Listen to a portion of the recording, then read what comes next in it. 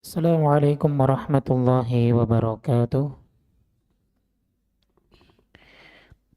Alhamdulillahi rabbil alamin.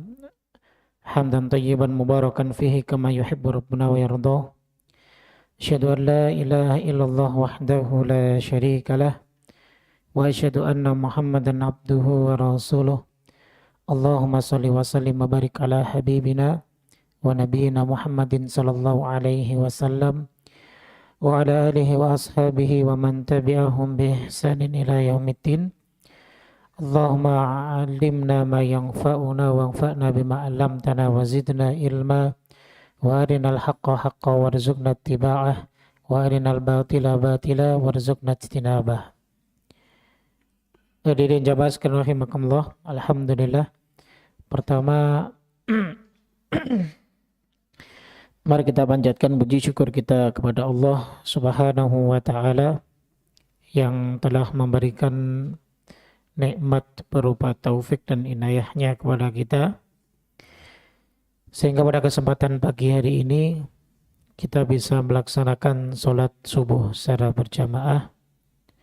Lalu kemudian kita lanjut dengan aktivitas kita, yaitu menuntut ilmu. Kemudian salawat dan salam tak lupa kita junjungkan kepada Nabi kita Muhammad sallallahu alaihi wasallam beserta para sahabat beliau dan orang-orang yang istiqomah menjalankan sunnah beliau.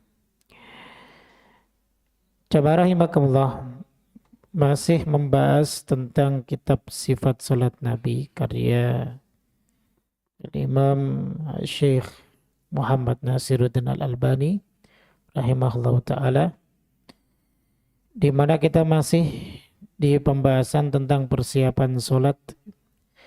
Beberapa poin belum kita bahas tentunya sebelum kita masuk ke bahasan kita tentang gerakan-gerakan ataupun bacaan-bacaan sholat, ya. Tentunya sesuai dengan tuntunan Nabi kita Sallallahu Alaihi Wasallam, karena ada perintah dari beliau alaihi salatu wassalam, sallu kama ra'aitumuni usolli, salatlah kalian sebagaimana kalian melihat aku salat. Kita lanjutkan di poin yang ke-8 tentang salat di atas mimbar. Ya. Di sini ada keterangan yang dibawakan oleh sahabat Sahal bin Sa'ad As-Sa'idi radhiyallahu ta'ala an. Ini riwayat Imam Bukhari dan Muslim, ya, di mana wasalla beliau mengatakan, ya, Sahal bin Sa'ad As-Sa'idi ini mengatakan wasalla, ya, sallallahu alaihi wasallam marratan 'alal mimbar. Sekali waktu Nabi sallallahu alaihi wasallam mengerjakan salat di atas mimbar, ya. Wa fi riwayah, dalam riwayat lain, annahu dzu thalathi darajatin. Jadi mimbar beliau itu terdiri dari tiga tingkat. Faqama alaihi, beliau berdiri di atasnya. Fakabbara, kemudian beliau bertakbir. Fakabbara nasu wara'ahu, dan manusia, ya, bertakbir di belakangnya. Artinya di sini yang dimaksud adalah para sahabat. Wa huwa 'alal mimbar, dan Nabi sallallahu alaihi wasallam tetap berada di atas mimbar. Tsumma raka'a wa huwa 'alaihi, kemudian beliau rukuk tetap berada di atas mimbar tersebut. Tsumma rafa'a, kemudian beliau mengangkat, ya, dari rukuknya, artinya beliau dalam keadaan i'tidal, ya, dalam keadaan tetap di atas mimbarnya, ya. Fanazal al-qahqara, lalu beliau mundur ke belakang, ya, hatta sajada fi aslil mimbar, hingga beliau sujud tepat di dasar mimbar atau di tanah, ya. Tsumma ada, kemudian beliau mengulanginya lagi. Fasana'a fiha kama sana'a fir raka'atil ula, dan beliau mengerjakan salat sebagaimana halnya pada rakaat pertama. Hatta faragha min akhiri salatihi, hingga beliau menyelesaikan salatnya. Tsumma aqbala 'alan nas, kemudian beliau sallallahu alaihi wasallam menghadap kepada manusia, atau di situ para sahabat yang dimaksud. Faqala, dan beliau sallallahu alaihi wasallam bersabda, ya ayuhan nas, wahai segenap manusia, inni sona'tu hadha, ya, sesungguhnya aku mengerjakan seperti ini, lita'tammu bi, agar supaya kalian mengikutiku, ya, walita'allamu salati, dan mengetahui bagaimana tata cara salatku, ya. Tayyib. Sekali lagi bahwa ini hadis diriwayatkan oleh Imam Bukhari dan Imam Muslim, ya. Tayyib.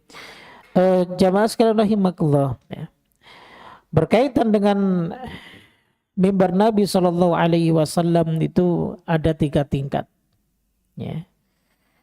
Maka ini dianjurkan harusnya pada setiap masjid-masjid sudah tidak menggunakan podium lagi, ya.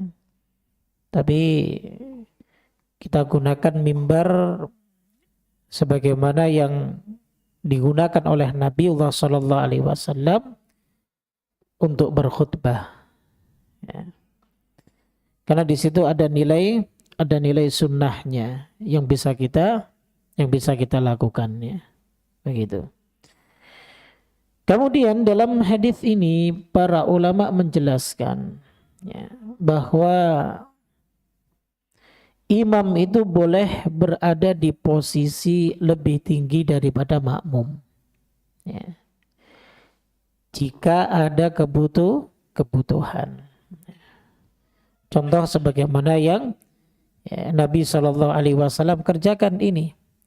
Di akhir sholat beliau menyebutkannya agar supaya kalian mengetahui sholatku dan agar supaya kalian bisa belajar, ya, bagaimana mengikuti gerakan-gerakan sholatnya Nabi Shallallahu Alaihi Wasallam, ya. Jadi tujuannya agar bisa dilihat oleh makmum, ya. Dan yang kedua juga agar suaranya bisa lebih didengar oleh makmum, seperti itu. Al-Imam Ibnu Qudamah rahimahullah ta'ala mengutip satu perkataan dari Al-Imam Asy-Syafi'i rahimahullah ta'ala. Kata Imam Asy-Syafi'i bahwa akhtaru lil imam, aku berpendapat bahwa imam, ya, alladzi yu'allimu man khalfahu, yang ingin mengajarkan siapa saja yang ada di belakangnya, an yusalliya ala syai', dia boleh, ya, salat, ya, ala syai'il murtafi', ya, di tempat yang tinggi, ya, sehingga fayarahu min khalfihi, dia terlihat dari belakangnya. Nah, fayataqiduna bihi, ya, dan juga sehingga orang-orang yang di belakangnya itu mau mengikuti salatnya imam tersebut, ya. Lima rawa Sahal Ibnu Sa'ad, ya, berdasarkan hadis yang diriwayatkan oleh Sahal bin Sa'ad As-Sa'idi radhiyallahu taala anhu. Jadi jika seandainya, ya, ada alasan, ya, bagi imam ingin mengajarkan setiap gerakan sholat yang dia ingin ajarkan kepada jamaahnya, maka hal ini diperbolehkan. Atau mungkin agar suaranya lebih keras didengar dalam takbirnya, maka diperbolehkan untuk sholat lebih tinggi, ya, tempatnya dibanding dari makmumnya, seperti itu. Nah sekarang, ya, jamaah rahimakumullah, keadaan ini, ya, sudah berbeda. Ya. Kalau seandainya alasannya itu agar supaya suaranya bisa didengar, sekarang kita sudah bisa menggunakan pengeras suara. Ya. Ataupun mungkin untuk mengajarkan ya, kepada makmumnya, sekarang kita sudah bisa ya, mengadakan beberapa taklim-taklim tentang sifat salat Nabi Shallallahu Alaihi Wasallam. Tentunya dengan berbagai macam fasilitas yang ada, maka kita bisa menggunakan kaidah usul fikih yang mengatakan al-hukmu yaduru ma'a illatihi wujudan wa adaman. Bahwa hukum itu ya tergantung dengan nanti ilahnya. Ya. Keberadaan atau tidak adanya ilah, nanti hukum itu akan bisa berubah. Kalau ilahnya atau sebabnya masih ada, ya tentunya hukum itu masih berlaku. Tapi kalau sudah ilahnya tidak ada, ya maka tentunya hukum itu sudah tidak berlaku lagi. Ya. Maka ini sebagai wasilah, ya. Bukan satu sunnah yang harus diikuti, tapi sebagai wasilah karena tujuan Nabi SAW pada saat itu ingin mengajarkan bagaimana gerakan sholat beliau alaihi salatu wassalam kepada para sahabat-sahabatnya, seperti itu. Ya. Baik, sehingga ya, hukum ya, imam itu lebih tinggi, posisinya lebih tinggi dibanding makmum, maka ini tidak diperbolehkan. Ya, tidak diperbolehkan. Ya. Ada satu riwayat yang disebutkan di sini, ya. Ini riwayat dibawakan oleh Imam Abu Dawud, ya, rahimahullah taala. Dari Adi bin Thabit al-Ansari radhiyallahu taala anhu, bahwa ada seseorang yang bersama sahabat Ammar bin Yasir radhiyallahu anhu di kota Al-Madain. Ketika datang waktu sholat dan dikumandangkan iqamah, Ammar maju menjadi imam. Ya, seperti Ustadz Ammar Fatan nih ya, namanya. Dan berdiri di atas dukan. Dukan ini biasanya tempat yang digunakan untuk duduk sebagai kursi. Ya. Ini modelnya seperti bangunan ya, bentuk kotak kecil. Ya. Di dasar tembok biasanya ada. Ya, modelnya kayak teras deh sebelah rumah. Ya. Tapi nggak terlalu lebar seperti itu. Sementara makmum sholat di bawahnya. Ya. Nah, melihat itu, sahabat Hudzaifah bin Yaman radhiyallahu taala pun maju dan menarik tangan Ammar. Ya. Maka beliau pun mengikuti Hudzaifah hingga Hudzaifah menurunkan Ammar di tanah. Seusai sholat, Hudzaifah berkata kepada Ammar, "Alam tasma Rasulullah sallallahu alaihi wasallam yaqul?" Tidakkah engkau pernah mendengar Rasul sallallahu alaihi wasallam bersabda, "Idza ammar rajulu al-qauma." Jika seseorang itu mengimami satu kaum, fala yakum fi makanin arfa' min maqamihim. Maka tidak diperbolehkan bagi imam tersebut ya, itu berdiri lebih tinggi dari makmumnya. Au nahwa dzalik, atau selain itu. Qala Ammar mengatakan, "Lidzalika ittaba'tuka hina akhadta 'ala yadayya." Oleh karena itu, aku mau mengikutimu ketika engkau menarik tanganku. Nah, ini hadis dinilai hasan oleh Imam Al-Albani rahimahullahu taala. Ya. Jadi dalam riwayat ini ya, menunjukkan bahwa imam itu lebih tinggi dari makmum, hukumnya tidak diperbolehkan. Ya. Bahkan ulama Hanabilah ya, menyebutkan bahwa ya, hukum imam berdiri lebih tinggi ya, daripada makmum Ya. Jelas ini dihukumi makruh di dalam sholatnya. Dihukumi makruh di dalam sholatnya. Seperti itu. Ya.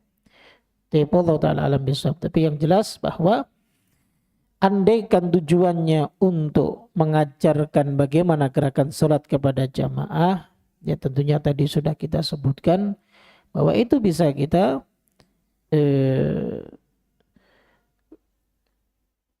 lakukan dengan cara mengadakan taklim ya, tentang bagaimana sifat salat Nabi Shallallahu Alaihi Wasallam, sehingga seyogyanya tidak perlu lagi bagi kaum muslimin yang mungkin mereka diberi amanah untuk menjadi dewan kemakmuran masjid, ya, tanpa alasan yang syar'i kemudian mereka meninggikan ya, tempat ataupun mihrab imam dibanding makmumnya, karena sekarang terkadang ada ya, jadi dinaikkan ya. Allah alam tujuannya untuk apa mereka ya. Tapi mereka naikkan itu ya tentunya hal itu tidak diperkenankan. Bahkan ya, dalam kitab Zadul Mustaqni ya, dalam fikih Hambali dinyatakan bahwa wa yukrahu idza kana al-ulu dhira'an fa akthar. Sampai makruh apabila posisi ketinggian imam itu sehasta atau bahkan sampai lebih, seperti itu ya. Baik, jamaah sekalian rahimakumullah. Kemudian poin yang berikutnya yang ke-9 tentang meletakkan sutrah ataupun pembatas ketika sholat. Nah ini banyak hadis yang disebutkan di dalam kitab ini tentunya ya. Namun kalau kita lihat hadis-hadis yang ditampilkan dalam kitab ini menunjukkan tentang wajibnya meletakkan sutrah ataupun pembatas ketika kita sedang sholat. Sebenarnya ini terjadi perbedaan pandangan di antara para ulama. Ya, nanti coba kita lihat ya, apa yang disebutkan di akhir dari bahasan kita tentang meletakkan sutrah ya, atau pembatas ketika sholat. Di sini pertama Imam Al-Albani rahimahullah ta'ala membawakan hadis yang diriwayatkan oleh Imam Nasai. Ya. Hadis ini ya, asalnya adalah dari Abdullah bin Umar bin Khattab radhiyallahu ta'ala an. Disebutkan wa kana sallallahu alaihi wasallam yaqifu qariban minas sutrah, bahwa Rasulullah sallallahu alaihi wasallam salat berdiri di dekat sutrah atau pembatas. Fakana bainahu wa bainal jidar thalathata adhru'in. Jarak antara beliau dengan dinding yang dijadikan sutrah itu sekitar 3 hasta. Kemudian keterangan yang lainnya dari Imam Bukhari dan Muslim, wa baina maudhi'i sujudihi wal jidari mamarru syatin. Dan jarak antara tempat sujud dan pembatas tersebut kira-kira cukup untuk dilewati seekor anak kambing. Ya. Taib. Nah, sekali lagi jamaah sekalian rahimakumullah, asal hadis ini ya, kata Abdullah bin Umar radhiyallahu taala an, suatu saat Rasul sallallahu alaihi wasallam memasuki Ka'bah. Ka'bah itu berarti masuk di dalamnya. Jadi seseorang kalau sholat di dalam Ka'bah, kira-kira menghadap kemana, Pak? Kalau kita menghadap ke Ka'bah, kan? Karena Ka'bah itu adalah kiblat kita. Kalau penduduk Indonesia, ya, letak Masjidil Haram ataupun Ka'bah berarti pada sebelah mana? Sebelah barat. Ya. Kalau penduduk Madinah dulu, ya, di zaman Nabi SAW, bainal masyriqi wal maghribi qiblah. Karena memang letak ya, Masjidil Haram ya, ataupun Mekah dari Madinah itu di sebelah selatan tapi nyerong ke arah timur. Ya. Makanya bainal masyriqi wal maghrib kiblah, antara timur dan barat ya berarti kiblat.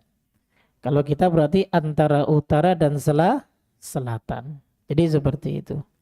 Makanya tidak perlu repot dimencong-mencongkan lagi, ya. Dimiring-miringkan lagi karena bainal masyriqi wal maghrib sudah jelas kiblah. Ya. Jadi seperti itu. Ya. Teblah Nabi SAW suatu waktu beliau masuk ke dalam Ka'bah. Tadi kita ulang lagi, pertanyaannya adalah kemana beliau menghadap ketika sholat? Ketika seseorang masuk ke dalam Ka'bah, ya berarti ke arah manapun dia menghadap, maka itu diperbolehkan. Mau menghadap ke utara kah, menghadap ke selatan kah, mau menghadap ke barat kah, mau menghadap ke timur kah, maka dibolehkan. Kecuali posisinya sholat di luar Ka'bah. Kalau kita sholat di luar Ka'bah, ya berarti kita menghadap ke arah Ka'bah. Karena Ka'bah itu adalah kiblatnya ketika kita sholat seperti itu. Nah, dalam hadis tersebut disebutkan fasa'altu Bilalan hina kharaja. Kemudian Abdullah bin Umar ini bertanya kepada Bilal ketika Nabi SAW ketika dia keluar, ya. Madza sana'a Rasulullah SAW, apa yang diperbuat oleh Rasul SAW di dalam Ka'bah? Qala, kemudian dia menjawab, ja'ala amudan an yasarihi. Salah satu dari tiang Ka'bah itu berada di samping kiri beliau. Wa amudaini an yaminihi, dua tiang lainnya di samping kanannya. Wa thalathata a'midatin wara'ahu, dan tiga dinding Ka'bah berada di belakangnya. Wa kanal baitu yauma idzin ala sittati a'midatin, ya. Karena ketika itu, ya, dinding itu memiliki enam tiang. Jadi Ka'bah itu punya 6 tiang. Tsumma shalah, kemudian salat, wa bainahu wa bainal jidari thalathata azru'in. Antara dia, yaitu Nabi SAW, dan dinding Ka'bah itu sekitar 3 hasta. Hasta segimana Pak? Segini Pak, ya. 3 hasta. Ya.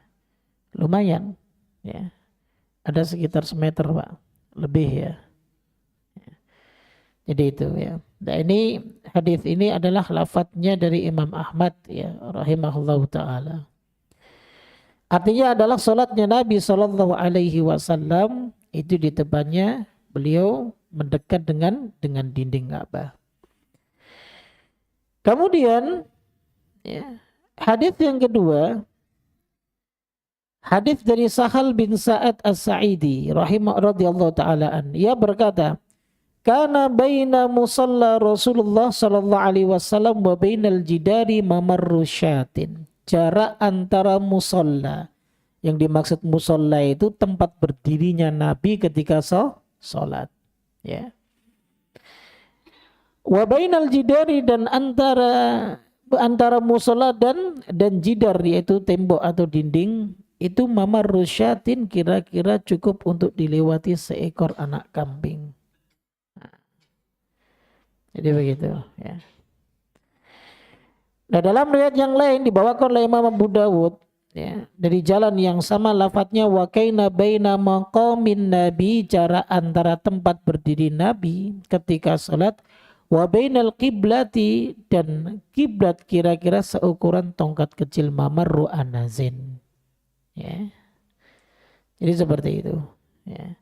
Nah, ini batasan, ya, di mana Nabi Shallallahu Alaihi Wasallam berdiri dengan tembok yang dijadikan beliau sebagai sutra. Nah, begitu, ya.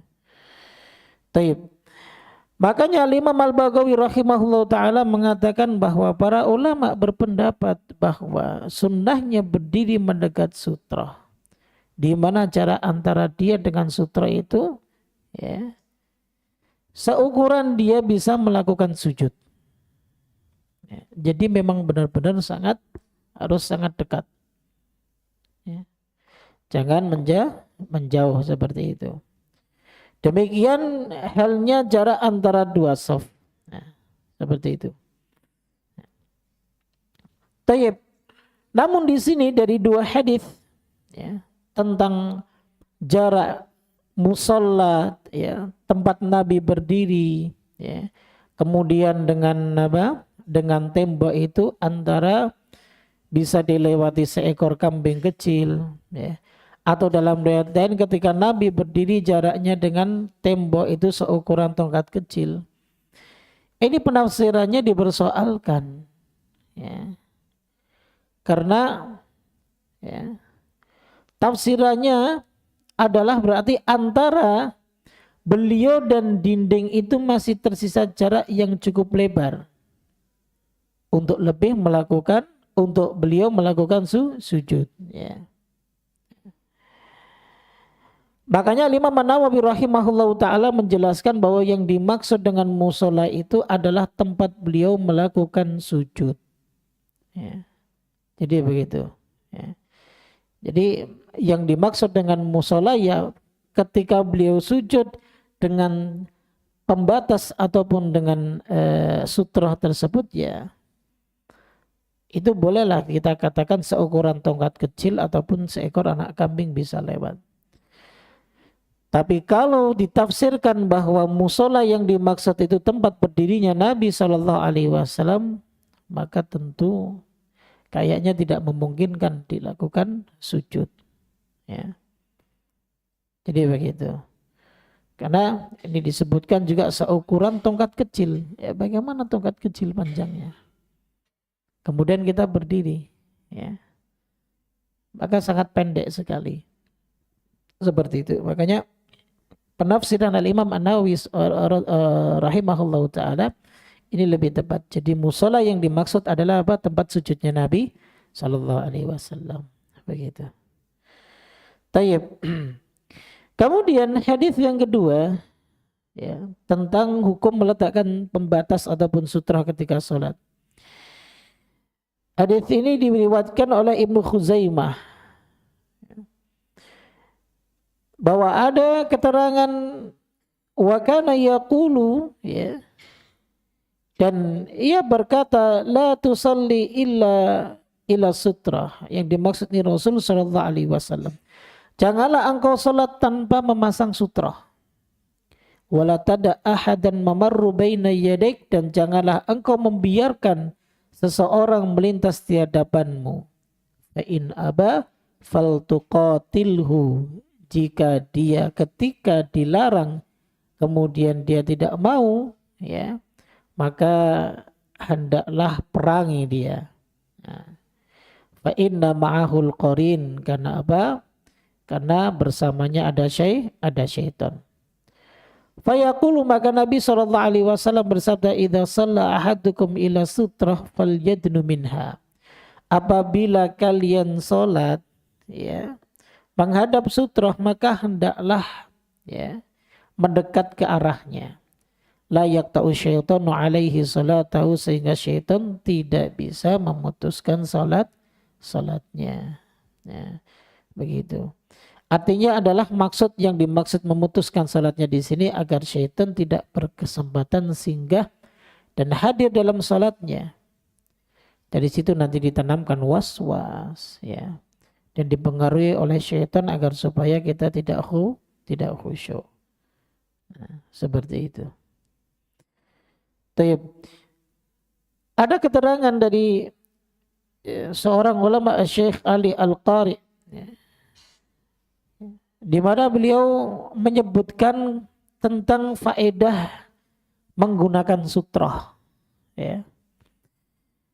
Kata beliau, wastufida minhu anna sutrata tamna'u istila'i syaitani 'alal musalli, bahwa salat menggunakan sutra itu faedahnya akan menghalangi pengaruh syaitan terhadap diri seseorang yang sedang melaksanakan sholat. Ya. Fatamakunihi min qibali bil waswasah, dan menghalaunya dari pengaruh waswas.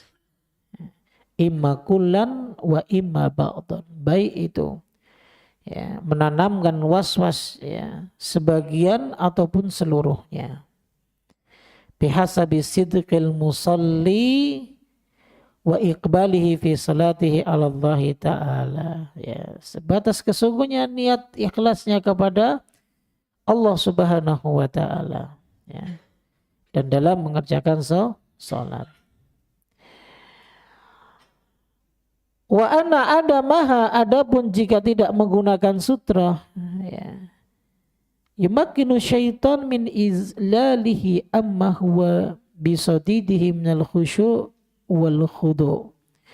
Maka ini bisa memungkinkan syaitan itu untuk menggelincirkannya ataupun menggodanya. Baik itu dia menggodanya dari kekhusyuan seseorang ketika sholat, atau ketundukan seseorang ketika sedang sholat, atau tadabburihil qira'ah wa dzikr, atau ketika dia sedang mendadabburi bacaannya ketika dia sholat, ataupun saat dia zikir di dalam sholatnya, seperti itu, ya. Makanya mungkin ketika ada di antara kita yang kok khusyuknya kurang sempurna, ya. Terkadang ada di antara kita yang sholat dalam setiap gerakan kan ada doa-doanya, Pak. Ketika rukuk kita doa, ya. Dengan bacaan misalnya subhana rabbiyal azim, ya. Ataupun subhana rabbiyal azim wa bihamdi, ya. Ataupun subuhun kudusun rabbil malaikati waruh, ya. Dan banyak doa-doa rukuk, ya. Atau doa-doa sujud sama, ataupun subhanakallahumma rabbana wa bihamdika allahumma ighfirli. Itu juga doa sujud dan doa ruku. Di situ kan mengandung zikir. Di situ ada nilai doanya yang kita panjatkan kepada Allah, memohon ampunan darinya. Ada sebagian dari kita yang zikir hanya zikir, membaca hanya membaca, tanpa bisa mentadabburi bacaan kita. Ataupun saat kita membaca surat di dalam Al-Qur'an, di dalam salat kita, misal Al-Fatihah, yang harusnya kita mengerti apa yang dimaksud dengan alhamdulillahi rabbil alamin ar-rahmanir rahim maliki yaumiddin sampai akhir. Tapi ternyata kekhusyuan kita terganggu. Nah, bisa jadi disebabkan dari salah satunya adalah apa? Ketika kita sholat kita tidak menggunakan sutra. Itu yang disebutkan oleh para ulama, ya. Jadi ada beberapa hal yang tidak kita lengkapi dalam ibadah sholat kita. Sehingga syaitan itu masih bisa mengganggu dan menggoda kita. Seperti itu. Taib. Jamaah sekalian rahimakumullah. Kemudian hadis yang ketiga masih dalam hukum menggunakan sutra. Wa kana ahyanan yataharra salata 'indal ustuwanah allati fi masjidihi. Terkadang beliau memilih tempat salat di belakang tiang di dalam masjid. Hadis riwayat Imam Bukhari dan Muslim, ya. Nah, asal hadis ini adalah dari jalannya Al-Makki bin Ibrahim. Ketika Yazid bin Abi Ubaid menceritakan kepada di antaranya Al-Makki bin Ibrahim, ia berkata, kuntu atama Salamah bin Aqwa. Suatu kali aku bersama Salamah bin Aqwa. Fayusalli indal ustuwah, lalu ia mengerjakan salat di belakang tiang. Allati indas sakhan, yang ada di halaman. Fakultu, lalu kemudian aku bertanya, ya Aba Muslim, wahai Abu Muslim, araka tataharra salata inda hadhil ustuwana. Aku melihat kamu salat kok di belakang tiang ini. Qala fa inni ra'aitun nabiyya sallallahu alaihi wasallam yataharra salata indaha. Aku melihat Nabi sallallahu alaihi wasallam memilih salat di tempat di belakang tiang ini. Seperti itu, ya. Maka dalil ini dimaknai bahwa Nabi sallallahu alaihi wasallam menggunakan tiang sebagai sutrah untuk salat beliau sallallahu alaihi wasallam. Seperti itu, ya. Baik. Kemudian hadis yang berikutnya, wa kana idza shalla fi fadha'in laisa fihi syai' yastatiru bihi. Apabila Nabi sallallahu alaihi wasallam berada di padang pasir yang tidak ada sesuatu yang bisa beliau jadikan sebagai sutra, gharaza baina yadayhi harbatan, lalu, ya, Maka beliau menancapkan tombak di depannya. Fasalla ilaiha wa nasu wara'ahu. Maka beliau sholat di belakang tombak tersebut dan manusia ataupun sahabat yang lainnya sholat di belakang beliau. Artinya Nabi SAW meskipun tidak ada dinding, ya, tidak ada tiang yang bisa beliau gunakan untuk sutra ataupun pembatas ketika beliau hendak sholat, maka beliau mencari, ya, alat apapun yang bisa beliau gunakan untuk sutra. Ya. Dalam artian begini, ya, kemungkinan kecil sekali jamaah sekalian rahimakumullah, ketika di padang pasir, ya, beliau sedang safar, ya, kemungkinannya sangat kecil kalau ada orang yang melewati beliau sholat di depannya, ya kan?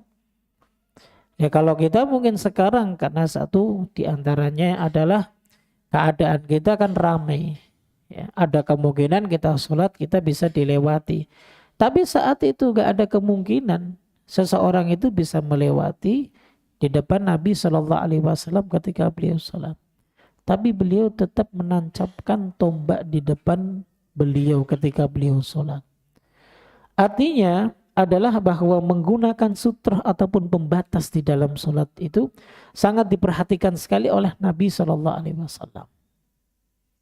Jadi begitu, ya. Jadi bukan hal yang diremehkan, nggak pakai nggak apa-apa. Hukumnya juga ada yang mengatakan karena ia adalah sunnah. Ya. Tapi dalam beberapa literatur hadis-hadis yang ada yang disebutkan diantaranya yang tentunya dalam kitab ini, hampir semuanya memberikan petunjuk kepada kita, ya, di antara kaifiyah ataupun sholat Nabi SAW sebelum beliau mengerjakan sholat, beliau memperhatikan pembatas di depan beliau. Ya, ini jelas, ya, seperti itu. Ya. Sehingga meskipun mayoritas ulama, ya, jumhur ulama, mereka berpandangan bahwa hukum menggunakan sutra ini adalah sunnah dan tidak wajib, namun dari berbagai macam keterangan hadis yang ada, ya, di antaranya hadis yang di dalam kitab inilah sekitar kurang lebih ada 12 hadis yang disebutkan oleh Syekh Albani rahimahullahu taala, ya, yang tentunya pendapat Syekh Albani sendiri, ya, menunjukkan seakan-akan beliau mengatakan bahwa menggunakan sutra itu wajib. Ya. Namun jumhur ulama lebih berpandangan bahwa menggunakan sutra itu adalah sunnah. Tapi jangan sampai kita tinggalkan. Seperti itu jamaah. Ya. Wallahu ta'ala alam bisawab, itu kaitannya dengan masalah sutra. Ya. Baik. Kemudian kita akan bahas tentang beberapa perkara yang dapat membatalkan sholat. Ya. Karena ini disebutkan juga oleh Syekh Albani rahimahullah dalam kitab ini. Beliau menukil hadis, ya, hadis dari Abu Dzar radhiyallahu taala anhu. Hadis tentang di mana ketika Rasulullah SAW bersabda, yaqta'u sholatul mar'i al-muslim. Jadi yang dapat memutus salatnya seseorang, ya, seorang muslim itu, idza lam yakun baina yadayhi mithlu muakhiratir rahal. Ya. Jika tidak ada di depannya seperti muakhiratir rahal, yaitu tiang atau kayu sandaran di belakang kuda atau tunggangannya. Jadi ada pembatas lah, ada sutrohnya. Ya. Al-mar'atu wal himaru wal kalbul aswad. Yang dapat memutuskan sholat itu adalah wanita, kemudian keledai, dan yang ketiga adalah anjing yang berwarna hitam. Kemudian ada sebagian sahabat yang bertanya, ya Rasulullah, al-kalbul aswad? Naam, kalbul aswad, anjing yang berwarna hitam. Kenapa? Karena al-kalbul aswad syaiton, ya. Karena anjing hitam itu adalah syaitan. Ini hadis diriwayatkan oleh Imam Muslim. Seperti itu. Nah, Di dalam hadis ini sebagian para ulama menyebutkan bahwa yang dapat membatalkan sholat itu adalah wanita ketika dia melewati seorang laki-laki yang sedang sholat. Ataupun ketika ada keledai yang melewati seseorang yang sedang sholat. Ataupun ketika ada anjing hitam yang melewati seseorang yang sedang sholat. Maka sholatnya menjadi batal. Nah, ini sebagian para ulama menggunakan hadis ini ya untuk menggunakan hadis ini ya sebagai apa? Sebagai dalil bahwa ketiga ya, hal inilah yang dapat membatalkan sholatnya. Namun sebagian yang lain mengatakan bahwa yang dimaksud dengan makna yaqta'u sholat itu bukan membatalkan sholat. Ya. Bukan membatalkan sholat, akan tetapi hanya mengurangi nilai pahala dari sholat tersebut. Ya. Kenapa demikian? Disebabkan karena ketika ada seseorang yang melewati, apalagi yang melewati adalah wanita. Ada orang yang sholat kemudian dilewati wanita, maka itu akan mengurangi kekhusyuannya. Itu yang dimaksud oleh para ulama. Ya. Sehingga bukan batal sholatnya, tapi mengurangi kekhusyuan atau kualitas dalam sholatnya. Sebenarnya artinya berarti bukan hanya wanita, keledai dan anjing hitam saja. Jadi setiap siapa saja yang melewati di depan orang yang sholat. Ya. Makanya Nabi SAW memerintahkan untuk menghalanginya. Karena apa? Agar supaya sholatnya tetap dalam keadaan khusyuk. Tidak ada orang yang lalu lalang di depannya. Seperti itu. Ya. Ini pun yang dibawakan oleh Imam Muslim ya. Dari beberapa hadis-hadis yang ada sebagai bantahan terkait dengan pembatalan sholat disebabkan karena ada perempuan ataupun wanita yang melewati seseorang yang sedang sholat.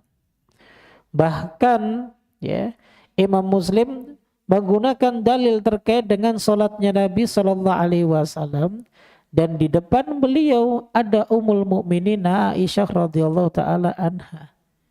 Sudah nggak melewati lagi, tapi benar-benar di depan beliau ada Ummul Mukminin radhiyallahu anha yang sedang istirahat ataupun tidur. Nah, berarti kan tidak tepat ketika dalil ini dijadikan hujah tentang batalnya sholat ketika ada seorang wanita yang melewatinya. Begitu. Namun tetap aja ulama yang mengatakan tetap batal karena berbeda. Orang yang hanya bertiduran seperti Ummul Mukminin dengan wanita yang lewat itu akan berbeda. Kalau wanita yang lewat maka akan mengundang penasaran seseorang yang sholat. Ini perempuan siapa yang lewatnya, begitu. Dia kata sebagian ulama demikian. Ya. Namun sekali lagi bahwa tidak tepat jika ini dijadikan dalil ya, tentang batalnya sholat jika beberapa ataupun tiga hal ini melewati seseorang yang sedang sholat. Tayyib seperti itu. Kemudian yang berikutnya, poin berikutnya tentang persiapan sholat adalah tentang sholat menghadap kuburan. Nah, berdasarkan hadis yang disebutkan dalam kitab ini, la tajlisu 'alal kubur wa la tusallu ilaiha. Nabi pernah bersabda, janganlah duduk di atas kuburan dan jangan sholat menghadapnya. Baik, pertama kita bahas tentang sholat menghadap kuburan. Nah, ya.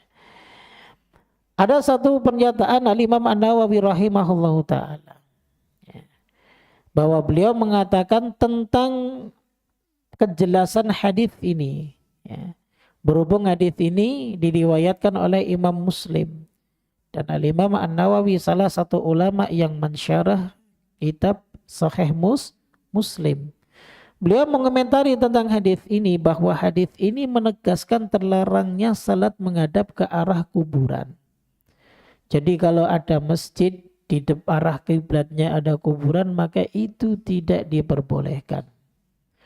Bahkan Al-Imam Syafi'i rahimahullahu ta'ala sendiri mengatakan Aku membenci tindakan pengagungan makhluk hingga kuburannya dijadikan masjid.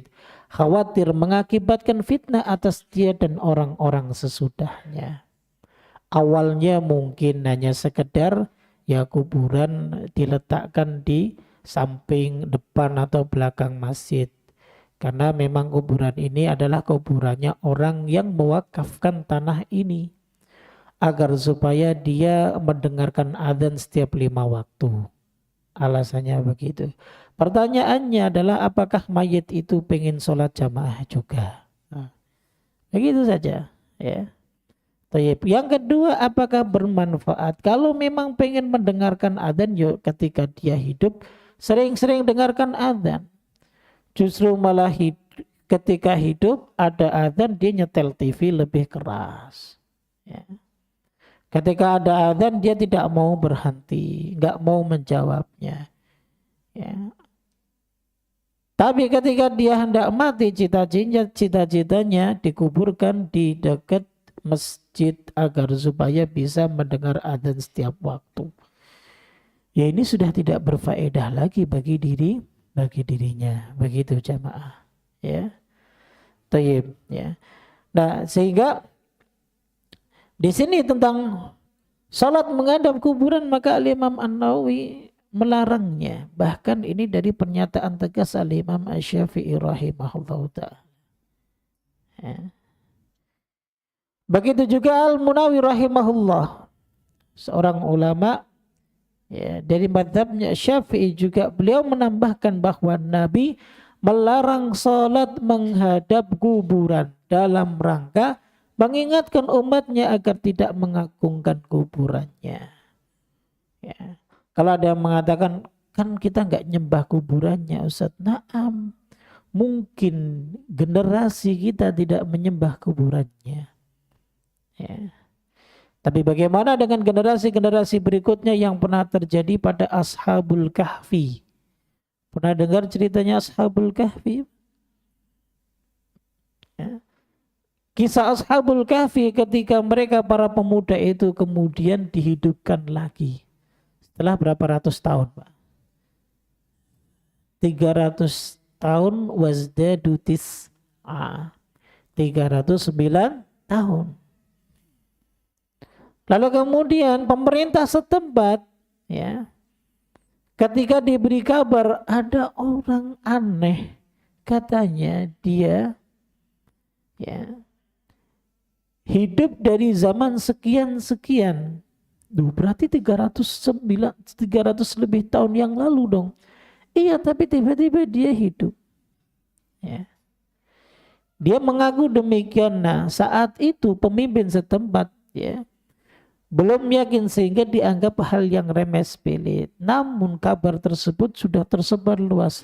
Akhirnya penasaran pemerintah setempat ingin berjumpa dengan para pemuda tersebut. Namun ternyata Allah sudah wafatkan mereka.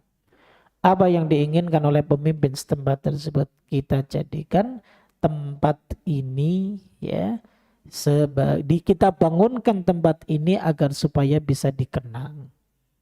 Awalnya begitu, digunakan sebagai tempat agar supaya bisa dikenang, bersejarah dan lain sebagainya. Namun apakah kita bisa menjamin pada generasi setelah kita, sehingga mereka menjadikan tempat tersebut sebagai tempat yang mereka anggap memiliki keberkahan. Ya. Akhirnya tidak meminta berkah dari Allah, tapi justru malah meminta berkah dari makhluk, apalagi yang sudah meninggal. Maka ini yang tidak disukai oleh Al-Imam Asy-Syafi'i rahimahullahu ta'ala jamaah. Ya. Sehingga kalau kita secara umum bermadhab Asy-Syafi'i, ya tentunya bagi kita hendak mengikuti apa yang diyakini juga oleh beliau rahimahullahu ta'ala. Begitu ya. Tayyib. Kemudian tentang sholat menghadap ke arah kuburan, maka di sini ada dua keadaan. Keadaan yang pertama ya, misal memang benar-benar dia salat di situ karena ada kuburannya, meniatkan untuk mencari berkah dengannya. Ya. Maka hal ini sudah jelas, ya. Bahkan Al-Imam Syafi'i pun membenci dan tidak menyukainya. Ini dilarang. Kemudian yang kedua, adapun salat di masjid tersebut tanpa disertai dengan niat untuk memang nyembah kubur tersebut, maka para ulama menghukumi makruh, ya, makruh. Ya. Karena untuk mengatakan salatnya batil ini kan butuh dalil yang khusus. Ya. Kalau memang dia niatnya sholat karena Allah, karena mungkin dia dapati masjid tersebut, di depannya ada kuburnya misalnya di kiblatnya. Kemudian dia nggak bisa untuk mencari masjid yang lain. Maka hukumnya hanya sebatas makruh. Ya. Kalau mampu untuk mencari masjid yang lain akan lebih baik mencari masjid yang lain. Seperti itu. Baik, kemudian yang berikutnya Nabi di sini menyebutkan wala tajlisu 'alal kubur, dan jangan duduk di atas kubur. Apa yang dimaksud dengan duduk di atas kubur? Ya. Karena sebagian ulama diantaranya adalah dari mazhab Hanafiyah, dan ini juga yang disebutkan oleh Imam Abu Hanifah rahimahullah taala. Yang dimaksud dengan duduk di atas kubur itu, maaf dalam tanda kutip, dia buang air kecil dan buang air besar di atas kuburan. Ya. Maka ini tidak diperbolehkan hukumnya. Ya. Haram hukumnya seperti ini. Ya. Taib. Namun andaikan maknanya itu, ya, digiring kepada makna tersebut, maka ini amat sangat jauh sekali. Karena bahasa Nabi cuman wala tajlisu 'alal kubur, jangan menduduki kuburan. Ya. Bahkan di dalam riwayat lain Nabi SAW juga menyebutkan la an yajlisa ahadukum ala jamrah fatuhriqa thiyabahu fatakhallusa ila jildi khairun lahu min an yajlisa alal qabr. Seandainya seseorang itu duduk di atas bara api sehingga membakar pakaiannya sampai kulitnya, itu lebih baik baginya daripada ia duduk di atas kubur. Artinya ini hadis sudah tidak perlu lagi digiring dengan makna buang air kecil atau buang air besar. Ini larangan hadis, ya larangan tentang kita duduk-duduk di atas kubur. Nah ini ada anak-anak muda sekarang dijadikan kuburan sebagai tempat mereka pacaran. Ya. Ada jamaah. Ya. Aneh nggak percaya Ustadz, ayo ikut sama saya pulang ke Pekalongan. Lumayan saya dapat dianterin gratis kan. Saya tunjukkan. Tapi setiap malam Ahad nih pas nih besok malam ini nih. Silahkan. Ada kuburan dijadikan justru malah sebagai nongkrong lagi dan perempuan. Ketika ditanya kenapa pacarannya di sini, ya lebih nggak diganggu katanya. Ya memang benar, siapa yang mengganggu mereka di kuburan kan? Jadi seperti itu, ya. Jadi mereka duduk-duduk, benar-benar duduk-duduk karena memang kuburannya juga ditinggikan oleh masyarakat. Biasanya mereka pakai disemen sampai, nah itu berduduk-duduk mereka itu di situ laki perempuan. Ya. Nah ini ternyata ada larangannya. Bahkan Al-Imam Syafi'i rahimahullah ta'ala dalam kitab Al-Beliau menyebutkan wa ukrihu wat al-qabri wal jurus wal itika alaihi. Saya mencela orang yang menginjak, duduk dan bersandar di atas kubur. Inla alla yajidar rajulu sabila ila qabri mayyitihi illa bi an yata'ahu. Kecuali jika seseorang tersebut tidak menemukan jalan lain menuju kuburan yang hendak ia ziarahi. Ataupun mungkin sedang membawa mayit. Lalu kemudian dia nggak ada jalan lagi. Apalagi kuburan di Jakarta kan sangat padat. Susah kita nyari celah nih. Ya. Hanya ada paling pojok ujung. Nggak ada akses untuk ke sana misalnya. Nah kata Imam Syafi'i rahimahullah ta'ala, maka hal tersebut tidak mengapa. Kenapa? Fadzalika darurah, hal itu dianggap sebagai darurat. Fa'arjuhina idin an yasa'a insyaallah. Hingga ya saya berharap semoga ini diberi keringanan insyaallah, kata Imam Syafi'i rahimahullahu ta'ala. Artinya paling tidak begini jamaah, ya paling tidak kita hati-hatilah. Ya, kita lewat pada sisi-sisi daripada kubur tersebut. Kalau memang masih memungkinkan. Tapi kalau sudah tidak memungkinkan ya bagaimana lagi, itu bagian daripada darurat. Jadi melewati, menginjak saja nggak boleh, apalagi sampai duduk-duduk bahkan ngopi, apalagi plus pacaran lagi. Ini sudah kebangetan ya. Saya nggak melegalkan pacaran ya Pak ya, cuman saya katakan apa nggak ada tempat lain. Semiskin itu pacaran di atas kuburan kan gitu. Ya kan? Wallahu a'lam bishawab. Thayyib. Kemudian yang terakhir adalah an-niyah, niat dalam sholat. Nah ini menjadi salah satu dari dari rukun sholat. Seseorang kalau mau sholat tanpa ada niat ya tentunya tidak sah ya sholatnya. Baik. Nah tentang masalah niat ini ya tentunya ada perbedaan para ulama terkait tentang melafadzkannya. Kalau niat di dalam hati maka tidak satu pun ulama yang berbeda pendapat. Baik itu ulama 4 mazhab dan yang lainnya. Niat itu tempatnya di dalam hati. Cuman yang menjadi perbedaan para ulama adalah boleh nggak niat itu dilafadzkan. Nah seperti itu. Sebagian ulama diantaranya tentunya adalah ulama Syafi'iyah. Mengatakan bahwa melafadzkan niat ini hukumnya sunnah. Ya. Kenapa? Karena alasannya satu, ya, untuk membantu seseorang, ya, dalam niatnya di dalam hatinya. Jadi harus membutuhkan talaffuz atau pelafatan. Mereka beralasan karena keadaan manusia sekarang kekhusyuannya itu beda dengan keadaan ulama-ulama salaf pada zaman dahulu. Nah kalau dibedakan antara ulama dengan manusia sekarang ya tentunya berbeda. Tapi kalau dibedakan antara manusia dulu dengan manusia sekarang, toh banyak juga manusia-manusia dulu yang kualitas imannya tidak lebih baik dari manusia-manusia sekarang. Kan begitu, ya. Jadi alasannya itu ya dari ulama Syafi'iyah bahwa untuk membantu dalam niat di dalam hatinya. Itu pertama. Kemudian alasan yang kedua adalah bentuk pengkiasan. Ya. Pengkiasan itu menyamakan illah ataupun sebab dalam satu hukum. Ya. Jadi disamakan. Dia disamakan dengan niat umroh dan niat haji. Apalagi niat haji karena sama-sama rukun Islam, ya. Haji itu rukun Islam dan juga sholat itu juga rukun Islam, sehingga apa?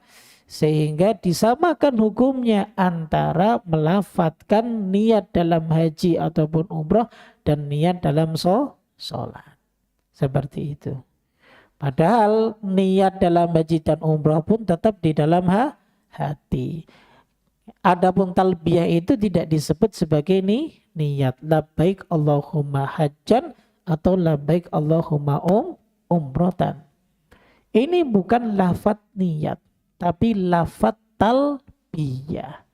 Ya, setelah dia mengenakan kain ihram dan hendak masuk ya dalam keadaan mereka ya sebagai muhrim, baik muhrim dalam haji maupun muhrim dalam umrah. Jadi itu yang dijadikan dasar ataupun landasan para ulama-ulama Syafi'iyah. Sehingga mereka berkesimpulan tentang melafadzkan niat ya hukumnya adalah sunnah. Ingat ya, sunnah jamaah. Artinya kalau sunnah dilafadzkan atau tidak dilafadzkan, ya kalau kembali kepada makna sunnah secara fikih, adalah jika dikerjakan dapat pahala dan jika tidak dikerjakan tidak mengapa. Tetap sholat kita sah-sah saja. Ada yang nggak bisa melafadzkan niat, dia khawatirkan begitu. Kadang kan lafadz niat juga akhirnya terfokus pada lafadznya. Ada usollilah lain sebagainya. Maka saya pernah, ya mungkin pernah cerita di sini. Dulu pertama kali saya membimbing jamaah umroh. Dan sebenarnya bukan saya pembimbingnya. Ya, sudah disuruh bayar, akhirnya suruh bimbing, gak dikasih duit lagi, Pak. Mutawifnya sehari dikasih 250 real. Berarti kalau dirupiahkan 1 juta. Perjalanan umroh di sana 7 hari dia dapat 7 juta. Saya suruh bayar, saya suruh bimbing. Mau protes tapi nggak enak gitu. Ya. Baik, itu tahun 2014 akhir. Pertama kali saya umroh. Nah, saya kebetulan bareng sama istri. Jadi istri yang megang ibu-ibu dan saya yang megang bapak-bapak. Ada satu ibu-ibu, saking karena dia nggak tahu talafut bin niat, melafatkan niat, banyak ibadah-ibadah yang dia tinggalkan. Sholat di raudhah, dia akhirnya nggak sholat. Nah, ibu ngapain? Saya doa. Kenapa? Karena saya nggak hafal niat sholat di raudhah gitu. Kemudian di Masjid Kuba, ya harusnya kita boleh kita dianjurkan untuk mengerjakan sholat di situ. Ketika dia mau sholat di situ, karena nggak bisa melafatkan niat, akhirnya dia tinggalkan sholat di tempat tersebut. Jadi banyak sekali beberapa ibadah-ibadah yang lainnya yang dia beranggapan bahwa niat ini dengan melafatkan termasuk hal yang wajib, kalau tidak sah ibadahnya. Akhirnya dia banyak sekali meninggalkan ibadah-ibadah yang ada di 2 al-haram tersebut. Ya, siapa yang rugi? Ya mereka yang rugi. Nah, seperti itu. Ya. Maka sekali lagi di sini saya tegaskan, talafut bin niat menurut Syafi'iyah sifatnya hanya sunnah, Pak. Ya, sunnah. Ya. Andaikan pun tidak dilafatkan, ya tidak mengapa, karena niat itu memang letaknya di dalam hati. Itu yang pertama. Kemudian yang kedua, sebagian ulama menganggap bahwa talafut bin niyah, dan ini hampir mayoritas ulama, ya diantaranya adalah Imam Ahmad dan yang lain sebagainya, menganggap bahwa talafut melafatkan niat ini perkara yang diada-adakan dalam agama. Jadi seperti itu. Kenapa? Berdasarkan riwayat yang disebutkan oleh Anas bin Malik radhiyallahu taala anhu, bahwa beliau pernah mengatakan, "Sholaitu khalfan Nabi." Aku salat di belakang Nabi, di belakang Abu Bakar, di belakang Umar, di belakang Uthman, di belakang Ali. Maka semuanya ketika memulai salat ya langsung takbiratul ihram. Andaikan niat itu dilafatkan merupakan salah satu dari kewajiban yang sehingga ketika ditinggalkan berdosa, atau kalau termasuk rukun jika ditinggalkan berarti tidak sah sholatnya, tentunya Nabi SAW mengeraskan lafadznya. Ya, jangankan lafadz, hatta gerakan sholat saja sampai Nabi naik ke atas mimbar. Kan begitu. Apalagi cuman hanya melafatkan niat. Harusnya dilafatkan oleh Nabi SAW. Tapi ternyata Nabi ketika Imam Abu Bakar, Umar, Uthman, Ali itu tidak satu pun melafatkan niat setiap mereka hendak mengerjakan sholat.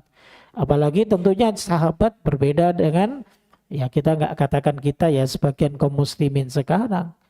Yang sholatnya mungkin hanya zuhur, maghrib, subuh enggak.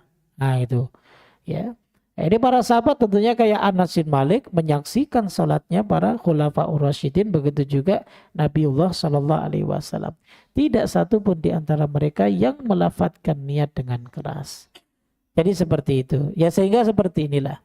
Kalau madzhab di tengah-tengah begini, bahwa andaikan pun ingin melafatkan niat ya silakan. Itu juga ijtihadnya Imam Syafi'i. Ya kan? Bagi kita karena ini masalah fiqhiyah.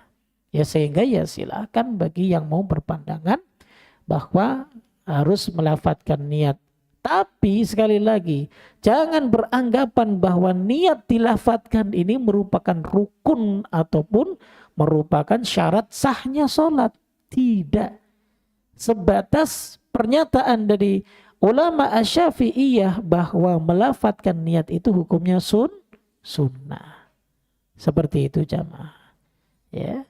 Sehingga jangan merasa aneh ketika sebagian dari kaum muslimin yang lain tidak melafadzkan niatnya. Nah, adem tuh kalau begini. Iya, ya. Ini udah dibicarakan sejak zaman bahala, Pak. Dia nggak perlu ribut sekarang, ya. Jadi seperti itu. Wallahu taala alam biswab, ya.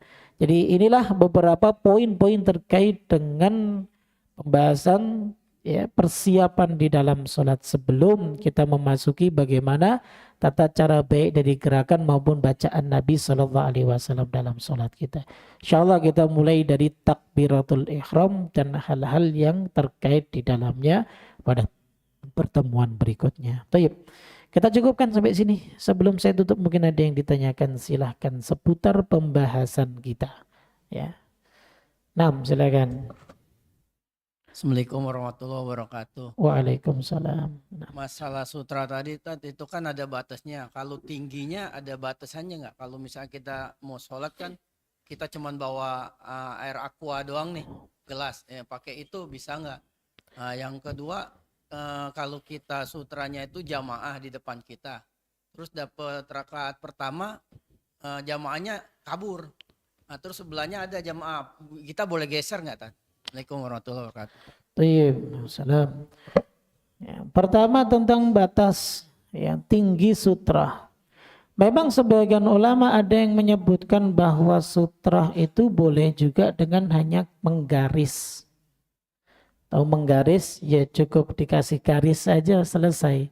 Itu berarti tanda dia sholat itu sampai di situ. Sehingga di belakangnya orang boleh untuk berlalu lalang. Baik. Namun kalau kita lihat literatur hadis yang ada, apalagi praktek Nabi Shallallahu Alaihi Wasallam, bahkan pernyataan beliau Shallallahu Alaihi Wasallam paling tidak seperti muakharatir rahil. Muakharatir rahil itu adalah dudukan di atas kuda. Kalau bahasa kita pelana, ya. Kalau pelana kuda ya sekitar ya segini nih, ya setengah meter paling tidak kita gunakan. Ya, jadi seperti itu. Itu untuk lebih kehati-hatian. Tapi yang jelas, ya, Nabi tidak membatasi setinggi mana sutroh tersebut. Ya, namun paling tidak harus ada, ya, alat apapun, ya, barang apapun yang membatasi antara dia dengan sholatnya ataupun dengan tempat sujudnya. Seperti itu. Ya. Entah itu mau sejengkal, mau lebih dari itu, atau botol aqua dan lain sebagainya. Asal jangan botol aqua gambarnya perempuan begini. Sama saja antum gak ada khusyuknya sama sekali. Dilihat ini artis siapa. Jangan, ya. Allah a'lam bishawab.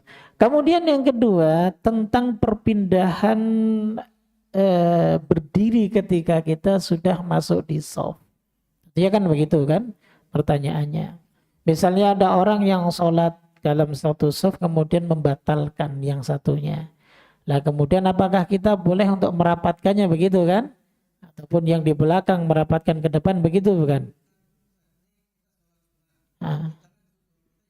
Oh naam, sutrahnya jamaah. Terus?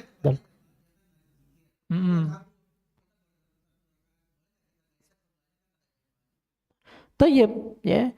Kalau kita mampu, boleh silahkan. Ya. Asal tidak terlalu banyak gerakan, antum sholat paling belakang. Depannya kosong, antum jalan dari depan ke belakang. Ya. Ini terlalu banyak. Ya. Jadi carilah yang paling terdekat, antum bisa mendapatkan sutrah tersebut. Seperti itu. Boleh ke samping, boleh. Atau ke depan, boleh. Itu diperbolehkan. Karena gerakan tersebut gerakan yang masih diperbolehkan. Kalau tujuannya mencari sutrah. Makanya ya seyukyanya mungkin bagi kita sebagai jamaah nih. Misal kalau ada orang yang sholat di belakang kita. Ya kita diam dulu sejenak lah. Atau mungkin kita nyari sutra pembatas. Ya kita letakkan di depannya. Makanya ya kalau saya katakan begini jamaah. Ada sebagian ulama-ulama kontemporer kita yang mengatakan bahwa terlalu gulu kalau kita membuat pembatas-pembatas seperti yang ada di sini itu diantaranya. Ya kan?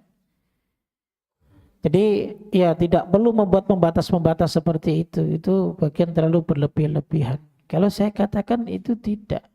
Ini kan kita gunakan sebagai apa? Sebagai wasilah untuk taklim, mengajarkan beberapa kaum muslimin terkadang yang awam kalau dia sholatnya nggak mau mendekat dengan tembok ataupun dinding. Ya. Kadang kita kesel Pak, dia sholat nempel ke belakang tembok. Ya. Ini masjid segede lapangan. Ya. Bagaimana kita mau melewati di depannya? Seperti itu. Ya kan? Nah, makanya ini menjadi fitnah ya. Terkadang kaum muslimin seperti itu. Nah, sehingga ya, kalaupun ada di sini ya yang untuk sutroh maka itu akan lebih baik. Jadi untuk mengejarkan kaum muslimin agar supaya kok diletakkan ini ya. Nah, kita bisa sampaikan kepada mereka begitu. Tapi kalau bisa jangan dikasih gambar ya. Jangan ada gambarnya. Ini ada gambarnya orang yang sholat. Akhirnya ketika dia sholat pun dia lihat tulisan sutroh. Nah, lagi baca tulis sutroh di depannya. Coba dicek sutroh antum ada enggak? Saya sih belum tahu Pak. Nah, ya, kalau ada tolong ya, paling tidak jangan dikasih gambar lah. Jadi begitu ya. Wallahu ta'ala alam bisawab. Ya. Baik, ini ada pertanyaan nih. Assalamualaikum warahmatullahi wabarakatuh. Ustadz, semoga Allah berkahi Ustadz dan jamaah selalu, amin. Saya ingin bertanya mengenai sutra, apakah sajadah termasuk sutra? Bagaimana sholat di masjid yang tidak menyediakan sutra? Jazakumullah khairan katsira. Tayyib. Sajadah tidak termasuk sutra. Sebagaimana tadi kita katakan ya, bahwa memang ada sebagian ulama yang menyebutkan garis pun itu sudah bisa menjadi sutroh. Artinya sutroh yang dimaksud adalah pembatas antara dia dengan tempat sujudnya. Letak dia sholat itu di situ. Tapi berdasarkan dalil-dalil yang ada menunjukkan bahwa sutra itu memang harus ada yang diberdirikan. Ya. Ada yang diberdirikan sehingga ya sajadah tidak bisa kita katakan dia sebagai sutroh. Bagaimana dengan masjid yang tidak ada sutrohnya? Yaitu tadi, mendekatlah ke tempat-tempat yang sekiranya ya itu sebagai dinding, meskipun dinding jadi-jadian seperti yang ada di belakang. Ini kan bukan dinding asli. Ya. Tapi dia hanya hordeng. Nah, itu diperbolehkan. Ya. Untuk membatasi antara dirinya dengan orang mungkin yang mau lewat di depannya. Begitu, wallahu a'lam. Ada yang lain? Silahkan. Nah. Waalaikumsalam.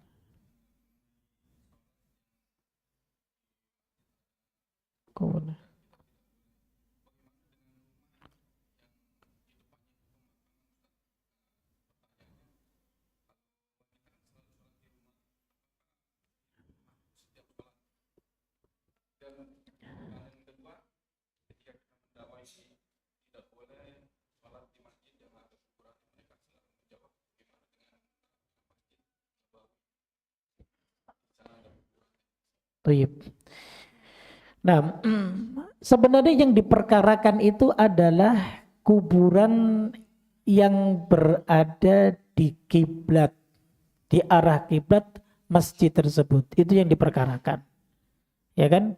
Bahkan perbincangan para ulama pun ya sebenarnya sebatas di situ. Namun ada beberapa ulama yang akhirnya melebar. Yang penting kalau di sekeliling masjid itu ada kuburannya, maka hukumnya makruh. Seperti itu, ya kan? Karena ada beberapa kekhawatiran-kekhawatiran, di antaranya mungkin ada orang yang jahil, orang yang awam. Mereka akan berpandangan menyimpulkan sendiri, oh ini berarti masjid ini ada berkahnya nih.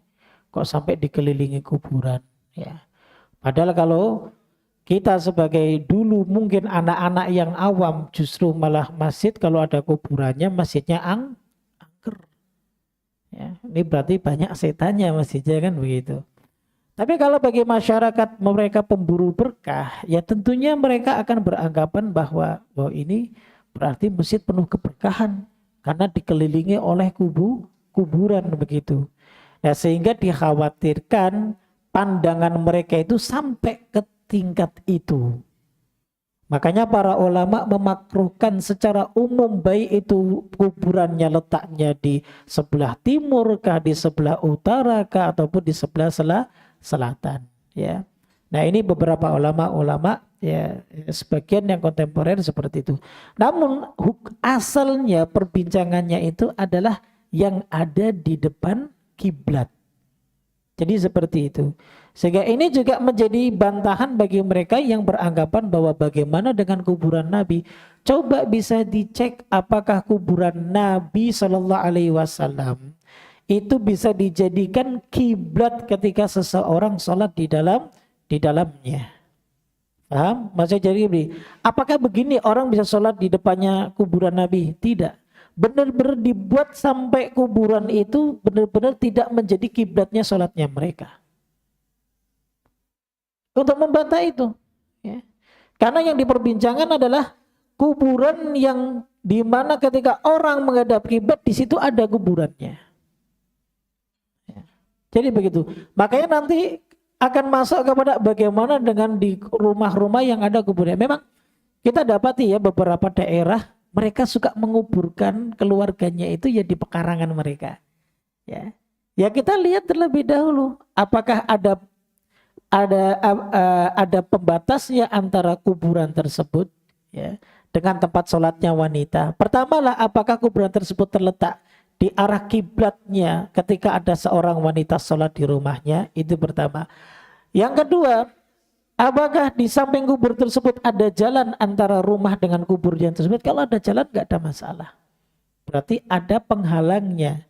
Jadi seperti itu. Ini yang dilarang itu benar-benar di depan kiblat ada kuburnya.